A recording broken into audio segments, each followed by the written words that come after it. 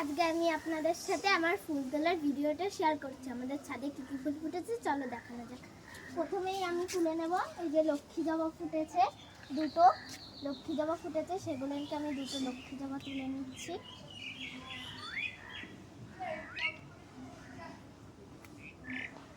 তারপরে আমি তুলে নিচ্ছি এই যে এত বড় বড় টগর, আমাদের ছাদে অনেক বড় বড়ই টগর হয়, সেগুলোকে তুলে নিচ্ছি এক এক করে।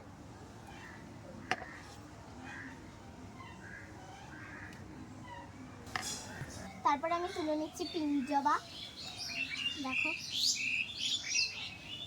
দুটো ফুটেছে, এই যে আর একটা রয়েছে। তারপরে আমি তুলে নিচ্ছি পিঙ্ক এই জবাটা, এটা অনেক দিন থাকে, বাট এইখানে কিছু একটা প্রবলেম হয়েছে। তোমাদের কাছে যদি এরকম হয়ে থাকে কমেন্ট করে জানাবেন। তারপরে তুলে নিচ্ছি এই যে এত বড় অরেঞ্জ কালারের থোকা জবাটা, দেখতেই পাচ্ছ কত সুন্দর লাগছে। তারপরে তুলে নিচ্ছি এই যে হলুদ অ্যালামুন্ডা, দেখতেই পাচ্ছেন কতটা সুন্দর, দুটো ফুটেছে, দুটোই তুলে নিলাম। তারপরে আমি তুলে নিচ্ছি এই যে দোপাটি, দেখতেই পাচ্ছেন পুরো গোলাপ ফুলের মতোই লাগছে। গাছটা অনেক বড় হয়েছে, অনেক ফুল ধরে, তবে আজকে কম ফুলই ফুটেছে। তারপরে তুলে নিলাম দোপাটি ফুল প্রত্যেকটা।